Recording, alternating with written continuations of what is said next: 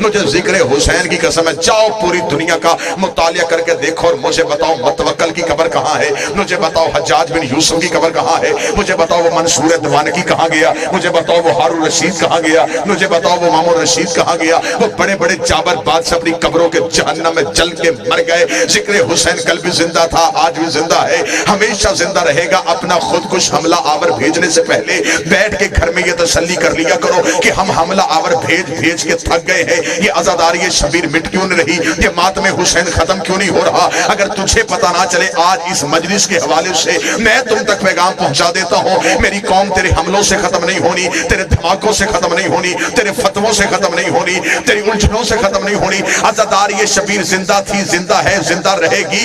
इसकी वजह एक ही थी, एक ही है और एक ही रहेगी। तुम्हारे इमाम थे, हमारा इमाम है।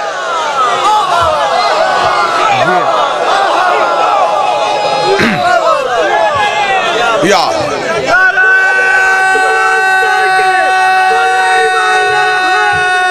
यार तुम्हारे थे, हमारा है। जिक्र उनका मिटता है जिसका वारस मिट जाता है।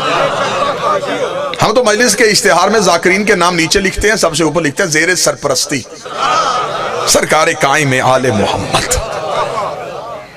तो जिनका वारस कायम हो वो जिक्र भी कायम रहता है। लावारस दरबार उलट जाते हैं। छोटे छोटे हमलों से हम मजलिस से खत्म कर दें, हम आजादार के शबीर खत्म कर दें। किराए के कातिल भेज के कत्ल करवाना हिंदा के बेटों की पुरानी आदत।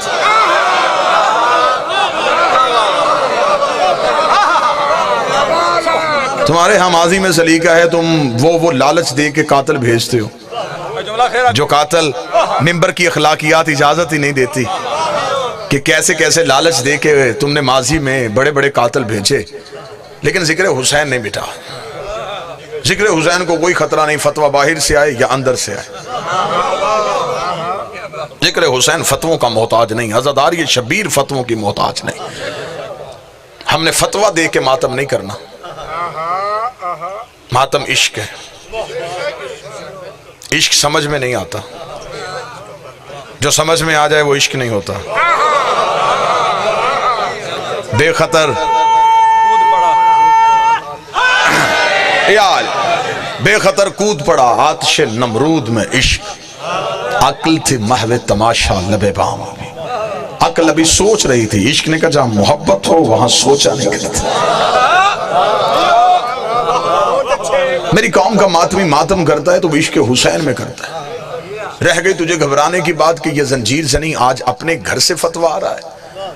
जंजीर जनी ठीक नहीं है, ये खून ब्लड बैंक को देना चाहिए। किसी मरीज को लगेगा ज्यादा सवाब होगा। अगर यही फतवा देना है तो बात सिर्फ मातम हुसैन तक नहीं रुकेगी, बात थोड़ी आगे लेके जानी पड़ेगी। अगर मातमी का खून आपने मरीज को देना है और इसका ज्यादा सवाब है, फिर हज के पैसे भी बेवा को देने चाहिए। मुझे मातमी चेहरों से ताईद चाहिए थी, मातमी हाथ उस सीने पे लगता वो ताईद के लिए उठना चाहिए था। मैं आपकी नुमाइंदगी कर रहा हूं, वही शिराजी साहब वही पैसे किसी गरीब को देने चाहिए। बड़े बड़े मदरसे बनाने से बेहतर है किसी गरीब की बेटी की शादी कर दी जाए। ये सारे के सारे रफाई काम और फलाही काम तुम्हें आजादार ये हुसैन में क्यों याद आते? हद हो गई है, जहलियत की इंतहा है, बैठ के समझने के लिए तैयार ही नहीं। नहीं जी, खून मरीज को देना चाहिए। मरीज को हर खून नहीं लगता, हर खून मरीज को लग ही नहीं सकता। पहले खून लिया जाता है, उस खून के टेस्ट होते हैं, उसकी रिपोर्ट्स होती हैं, देखना पड़ता है इस खून में कोई जरासीम कोई बीमारी तो नहीं। जब सबसे क्लियर हो जाए फिर उसके बाद उस जिस मरीज को लगना उसके ग्रुप के साथ उसे मैच किया जाता है। मुताबिकत है तो फिर खून लगता है। जुमला कहूं जो कदरदान बैठे हो, मातमी अज़ादार बैठे हो, मरीज का खून नहीं लेता। हुसैन मरीज बुला के शिफा दे के वापस भेज देता। यार हुसैन मरीज बुलाता है, यार शिफा देता है, उसे वापस भेज देता है। ये रिपोर्ट्स दुनिया के सामने नहीं आने दी गई। आज से कुछ 7-8 साल पहले बेहतरीन मेडिकल के माहिर दुनिया के अंग्रेज वो करबला में गए यौम आशूरा। उन्होंने बड़े करीब से जाके हुसैन के मातमियों का मातम देखा। उन्होंने वापस आके एक मुफस्सल रिपोर्ट शाया की। वो रिपोर्ट पाकिस्तानी मीडिया ने नहीं दिखाई, वो दब गई, वो कागजात में कहीं छुप गई, क्योंकि जिस कागज में अली का नाम हो वो छुपा लिया जाता है। उन्होंने कहा कि हमने बड़े गौर से जाके हुसैनियों का, अज़ादारों का, हुसैन के आशिकों का मातम देखा है। हमारी मेडिकल दम तोड़ गई, हमारी साइंस जवाब दे गई। उसने कहा हमारी साइंस का असूल है कि हम इंतहाई रिसर्च कर करके थक जाते हैं, फिर एक नतीजा निकालते हैं। हमारी साइंस का नतीजा यह है कि एक मरीज को जो इंजेक्शन लग जाए वो दूसरे मरीज को अगर आप लगा दें तो वो मरीज की डेथ हो सकती है, इसकी बीमारी उसमें मुंतकिल हो जाएगी, जो जरासीम इसमें था वो उसमें चला जाएगा। लिहाजा एक सुई, एक सिरिंज, उसे तोड़ना मेडिकल में वाजिब है। उन्होंने कहा हमारी साइंस ने दम तोड़ दिया जब हमने करबला में देखा जंजीर एक थी, मातमी 10-10 थे।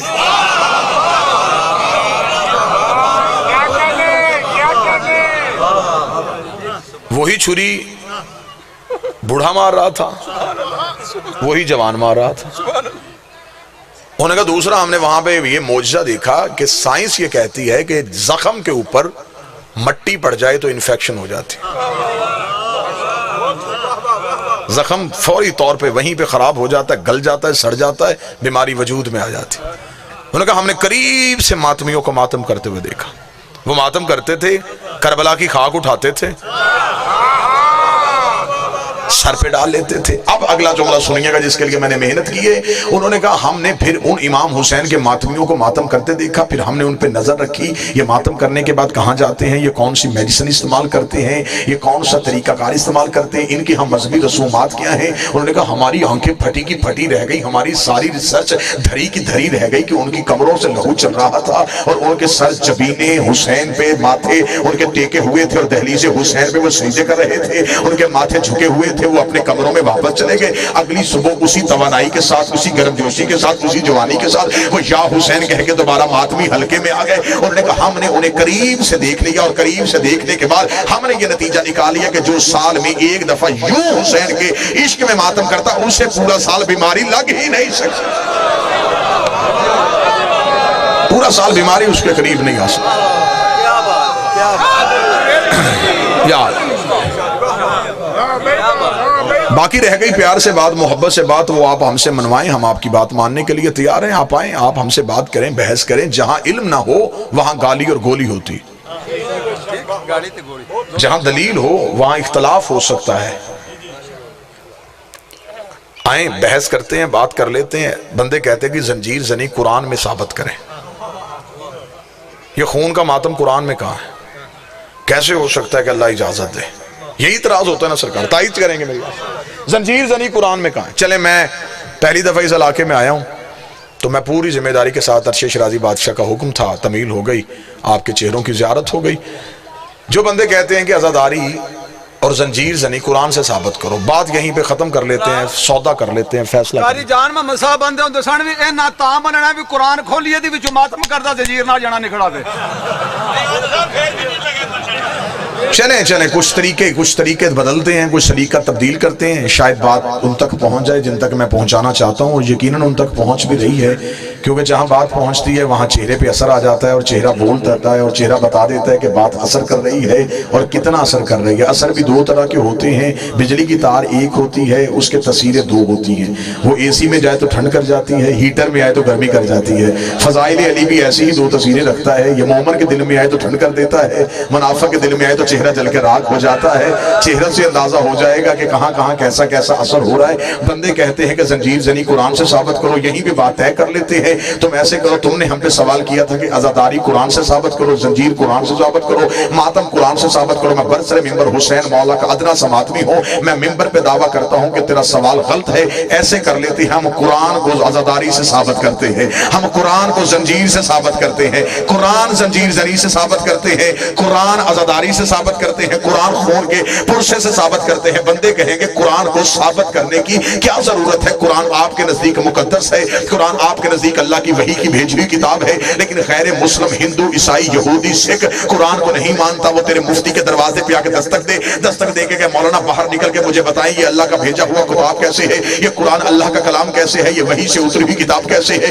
मुझे साबित करके दिखाएं। मैं मानने के लिए तैयार हूं। मुझे आज के दौर में आज की मिसाल देके साबित करें ये कुरान अल्लाह की भेजी हुई किताब है। मौलवी कहेगा दलील दे, वो कहेगा फौरन कुरान खोल के कि तुम्हारे कुरान में लिखा है एक नबी था, नाम उसका यूसुफ था, वो कमरे से निकल के सामने आया था, कुछ मिस्र की औरतें बैठी थी, उनके हाथों में छुरियां थी, हाथ में फल थे, उन्होंने यूसुफ का चेहरा देखा, उन्होंने उंगलियां काट ली। वो देख के हिंदू, ईसाई, यहूदी मौलवी से कहेगा रख सर पे कुरान, मुझे बता क्या ऐसा भी हो सकता है कि उंगलियां भी कट जाएं और पता भी ना चले, खून भी निकल आए और दर्द भी ना हो, तकलीफ भी ना हो? ये कैसे हो सकता है? मुझे साबित कर ये कैसे हुआ था, या साबित कर ये मान ये अल्लाह का कुरान नहीं है। तेरा मौलवी चुप हो जाएगा, उसके पास दलील कोई नहीं है।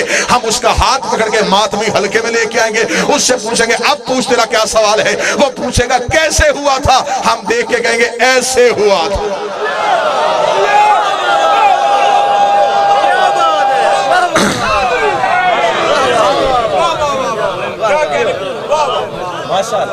अज़ादार ये हुसैन समझने की जरूरत इश्क के साथ है। शरीयत में और इश्क में थोड़ा फर्क है।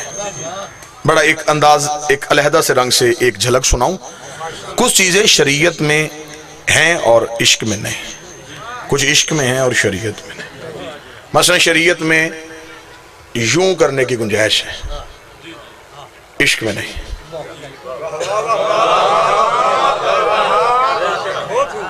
शरीयत में सजदा करते ही उससे मांगना शुरू कर दिया जाता, ये भी दे, ये भी दे, ये भी दे।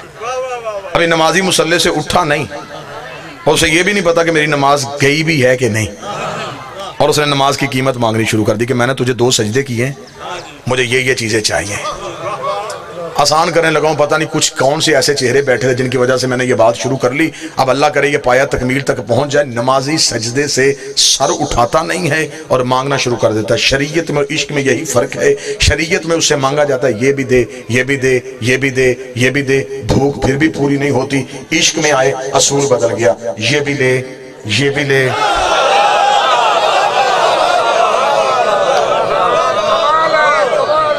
शरीयत में उससे मांगा जाता है, इश्क में उसे दिया जाता है। जितना लेने और देने में फर्क है, इतना फर्क है। शरीयत कहती है कि आप सामने आग हो, मौत हो, आप उसके मुंह में चले जाएं, यह खुदकशी है। शरीयत कहती हराम है, अगर तू मर गया तो हराम की मौत मरेगा, तेरी मौत बेहतर नहीं है, क्योंकि तुझे पता था सामने मौत है, तू जानबूझ के मौत के मुंह में गया। शरीयत है। इश्क का ये असूल बदल गया। सामने आग थी, खड़ा इब्राहिम था।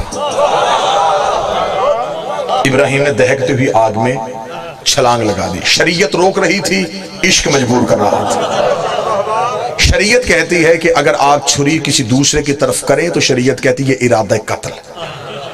तेरे हाथ में शरीयत की जंजीर तेरी कलाई में आ जाएगी, तूने गलत किया, बेशक तूने मारी नहीं, लेकिन छुरी लहराई क्यों? इश्क आया, असूल बदल गया। बाप भी नबी था, थोड़ा थोड़ा मेरे साथ बोलते आइएगा। बेटा भी नबी था, आपने बेटे की गर्दन पे छुरी रख दी, शरीयत चुप रही, इश्क बोलता। शरीयत रमूज़े कायनात की पाबंद है। शरई तौर पे बड़े से बड़ा पाबंद मुझे इस टाइम पे फजर पढ़ के नहीं दिखा सकता। वो फजर पढ़ना भी चाहे नहीं पढ़ सकता, वक्त गुजर गया, अब वो यहां कज़ा पड़ेगा या वो इंतजार करेगा अगली फजर के आने का। इश्क आए तो कानून बदल गया। इश्क आए तो सूरज का इंतजार नहीं किया जाता, सूरज को रोका जाता है।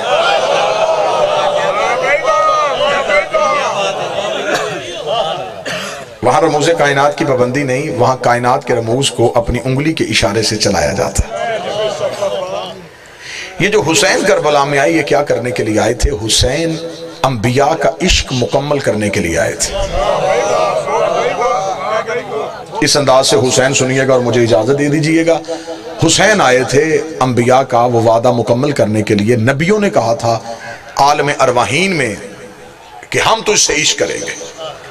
खुदा ने का वादा यहां, इम्तिहान वहां। पहला नबी आदम इश्क का इम्तिहान देने के लिए आया, लेकिन कैसे देता? एक बेटा कातिल निकला। जहां बेटा कातिल हो वहां इश्क पूरा नहीं होता। खुदा ने इश्क का इम्तिहान वापस ले लिया। अगला नबी नूह आया, बेटा नाफरमान निकल आया। जबकि नूह का अपना कसूर नहीं था, तरबियत मां की ठीक नहीं थी। ये नूह की बीवी राबिया ये तालियां बजा के लोगों को इकट्ठा करती थी जब नूह कश्ती बनाते थे। इसने तरबियत गलत की और बेटा जो है वो गुमराह हो गया और नबी को छोड़ के मां के पीछे चल पड़ा। तरबियत मां ने अच्छी नहीं की, इल्जाम नबी पे आ गया। तरबियत मां की अच्छी नहीं थी, इल्जाम नबी पे आ गया। मेरे पास वो लफ्ज नहीं है, मैं हवा के झोंके की तरह गुजरूंगा। जो वसूल कर लेगा उसकी मेहरबानी है, जो नहीं करेगा वापसी मुमकिन नहीं है, क्योंकि हालात तकाजा इसी बात का कर रहे हैं कि बात को इशारे से कह दिया जाए। माँ की तरबियत अच्छी नहीं थी और इल्जाम नबी पे आ गया। खुदा ने कहा मैंने इस नूह के इस बेटे की वजह से ये खुदा ने इस चीज को अब देख लिया है कि तरबियत माँ अच्छी नहीं करती और इल्जाम नबियों पे आ जाता है। खुदा ने कहा फिर आज के बाद मैं असूल बदल रहा हूं, आज के बाद मैंने नबी की ऐसी बीवियों को औलाद देनी नहीं। अब जिन्होंने वसूल कर लिया मैं शुक्रिया अदा करता हूं। आज के बाद नबी की किसी ऐसी बीवी को तरबियत माएँ अच्छी नहीं करती और इल्जाम नबियों पे आ जाता।